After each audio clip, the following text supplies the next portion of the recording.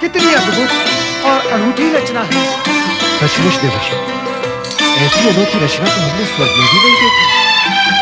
चमत्कार, चमत्कार है ये। और ऐसे चमत्कार को कौन नमस्कार नहीं करेगा। चमत्कार है ये। हे शिल्पी श्रेष्ठ मायासुर, आपकी प्रतिभा का वर्णन करना संभव नहीं। आपकी योग्यता का कोई जोड़ नहीं और आपकी शिल्प की ऊंचाई का कोई अंत नहीं। हे शिल्पी श्रेष्ठ, आपने देव शिल्पी विश्वकर्मा को इसी क्षेत्र में योजनों पीछे छोड़ दिया है। देवर्षि, आप देवराज इंद्र और देवगण के साथ यहाँ आए, मेरी कला की प्रशंसा की, मुझे अच्छा लगा, मैं प्रसन्न हुआ, किंतु मैं आशंकित, भयभीत और आश्चर्यचकित हूँ।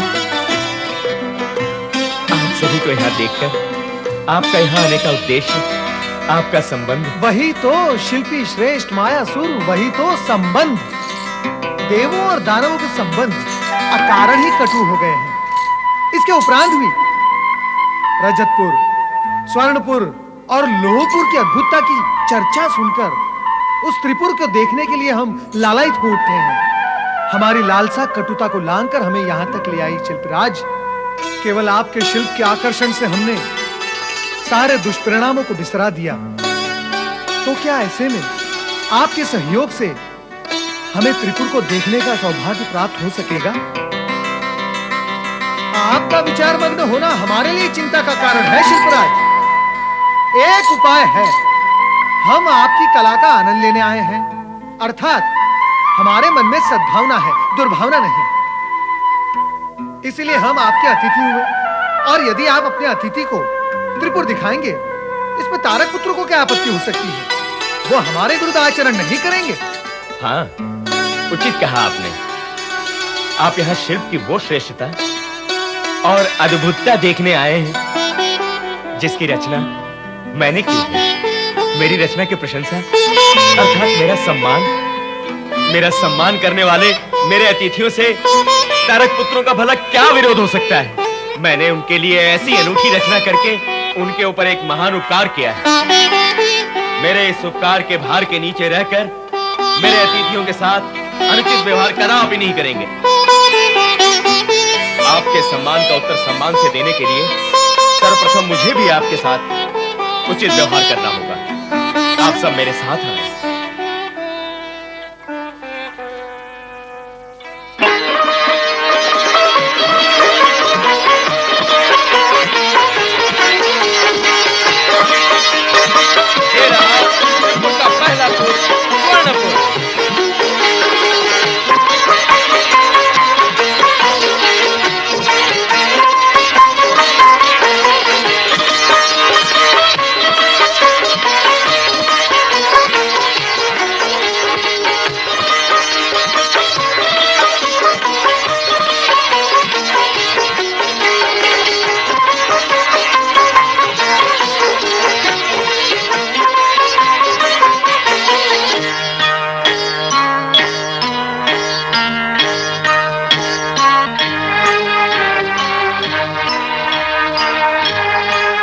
देवताओं का राजा इंद्र और देवताओं का ऋषि नारद, अवश्य ही ये लोग यहाँ कोई भेद लेने के लिए आए हैं। चलो महाबली को सूचना देते हैं। आपने सत्य ही कहा था देवर्षि। स्वर्णपुर की तुलना में स्वर्ग की शोभा तो कुछ भी नहीं है। रजतपुर और लोहपुर इससे अधिक शोभापूर्ण है। हम शोभा ही तो देखने आए हैं यहाँ। मैं वहां ले जाकर अवश्य ही आपको इसकी भव्यता दिखाऊंगा। आइए, आप रजतपुर की शोभा देखिए।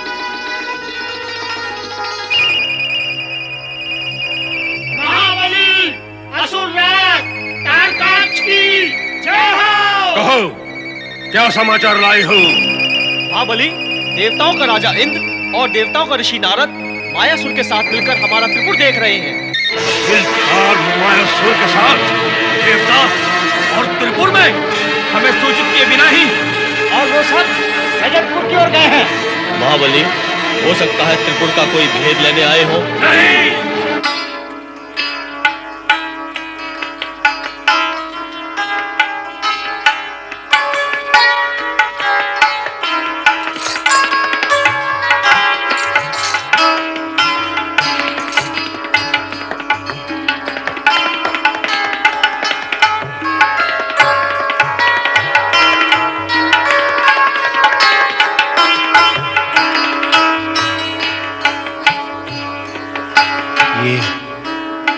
रजतपुर तो स्वर्णपुर से भी अधिक भव्य है। शिल्प और कला का तो अनूठा योगदान है ये।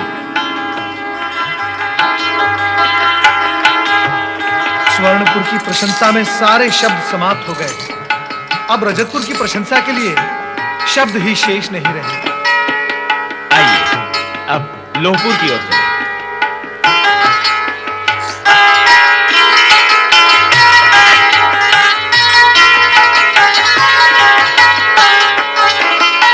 आइए बधाई।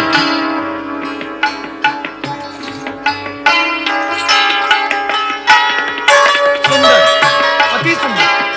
स्वर्णपुर से श्रेष्ठ है रजतपुर और रजतपुर से श्रेष्ठ है लोहपुर। मुझे तो तीनों ही पुरुष श्रेष्ठ प्रतीत होते हैं देवर्षि। सत्य तो ये है कि ये निर्णय ही नहीं किया जा सकता कि कौन सा पुर सर्वश्रेष्ठ है।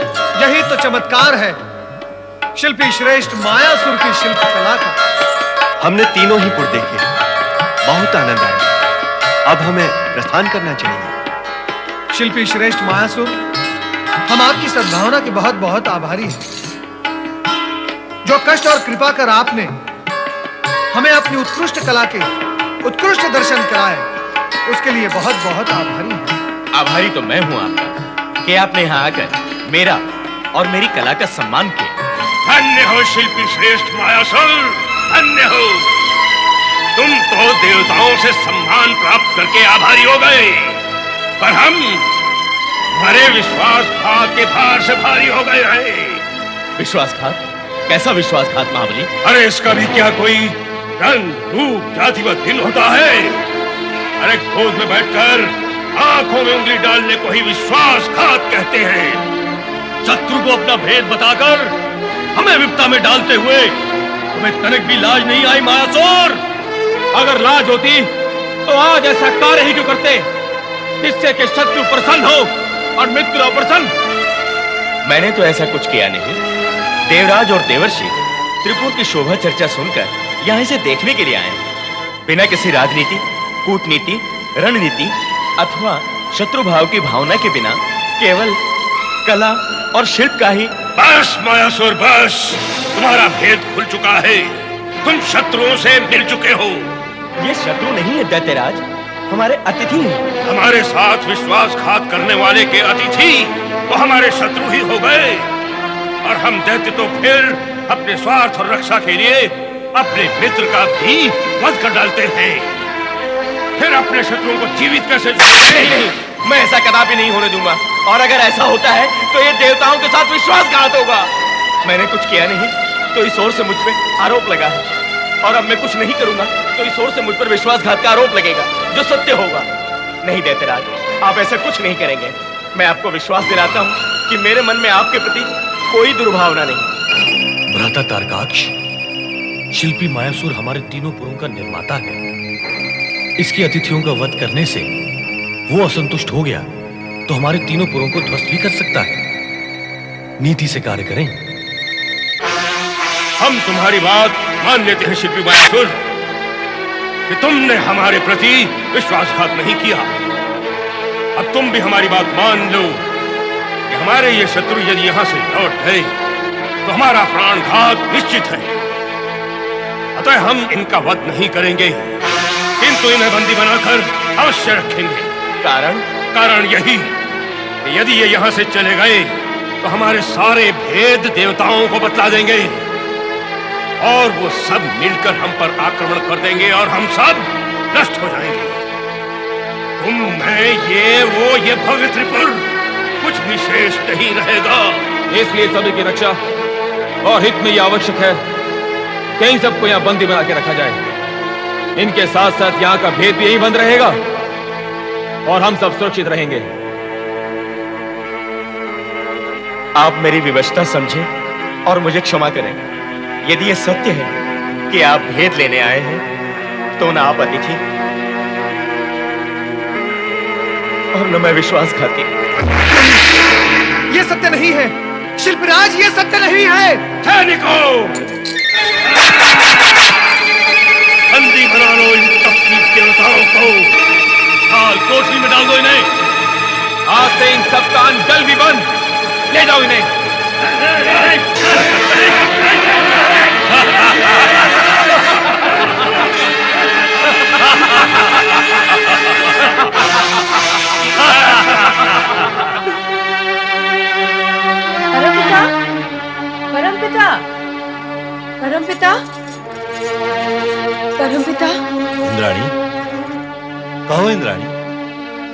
इतनी व्यग्र और व्याकुल होकर कहाँ जा रही हो?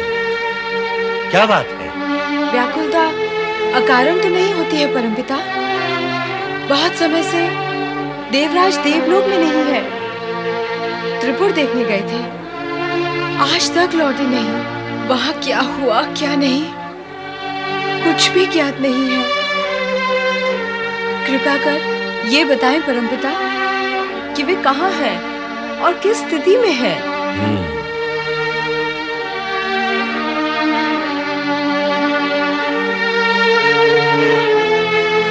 क्या स्थिति है परमपिता? दयनीय स्थिति है देवी। तो व्याकुलता के पश्चात अब चिंता का भी कारण है? हाँ, तुम्हारे लिए भी और मेरे लिए भी। तुम्हारे पति देवराज इंद्र तथा मेरा मानस पुत्र नारद और देवगण सभी इस समय लोहपुर के कारावास में बंदी हैं। बंदी है? लोहपुर में? अब क्या होगा परमपिता? क्या उपाय है उनकी मुक्ति का? उपाय भगवान शिव शंकर के अतिरिक्त और कौन कर सकता है?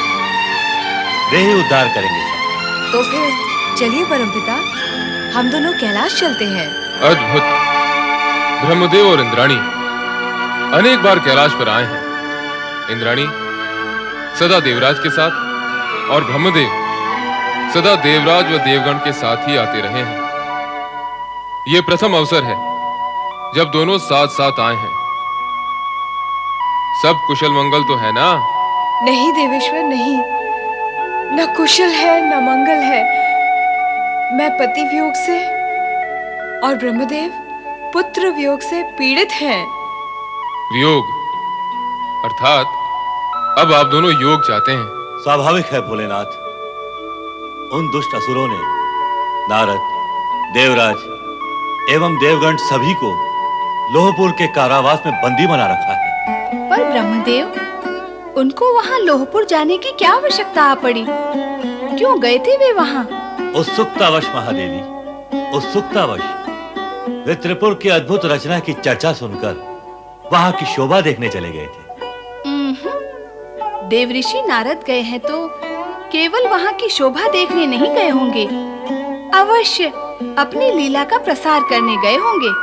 लीला का प्रसार करना नारद के वश में नहीं है देवी। उसकी लीला भी भगवान भोलेनाथ की इच्छा एवं लीला का ही अंग है। देवाधिदेव, कृपा कर देवर्षि नारद, देवराज और देवगण को कारावास से मुक्त कराए। मुक्ति की युक्ति तो करनी ही होगी। मेरे वरदान के अनुसार अब आपके द्वारा उन तीनों असुरों के संहार का समय आ गया है भोले शंकर। धर्म भ्रष्ट उन तारक पुत्रों के संहार के लिए प्रस्थान करें। हाँ ब्रह्मदेव, योग, वियोग और संयोग तीनों समानांतर चल रहे हैं। इनकी गति, दशा और दिशा तीनों को तोड़ना आवश्यक है। आप शीघ्र सर्वदेवमय रथ की रचना की व्यवस्था करें। अवश्य शिव शंकर, अवश्य। मैं यथाशीघ्र विश्वकर्मा के पास पहुंचकर सर्वदेवमय रथ की व्यवस्था करता हूं। ना जाने किस परिस्थिति में होंगे देवराज।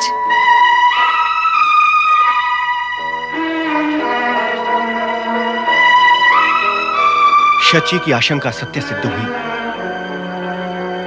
हम शत्रु द्वारा बंदी बना लिए गए हैं। अब यदि भगवान शिव ने त्रिपुर को भस्म किया तो साथ हम सब भी भस्म हो जाएंगे। कुछ उपाय करें देवर्षि, कुछ उपाय करें। देवराज, अधीर होने से कष्ट का आकार और भार बढ़ जाता है। तो घटता कैसे है देवर्षि? विश्वास और मानसिक संतुलन रखने से, भगवान भोलेनाथ पर श्रद्धा रखने से, यदि हम सच्चे दिल से भगवान भोलेनाथ को पुकारेंगे तो वे हमें अवश्य इस कष्ट से उबारेंगे। हाँ देवर्षि, मुझे भी यही लगता है कि यदि इस संकट के समय में हम त्रिपुंडधारी की शरण में जाएंगे तो वे अवश्य ही हमारी लाज रखेंगे।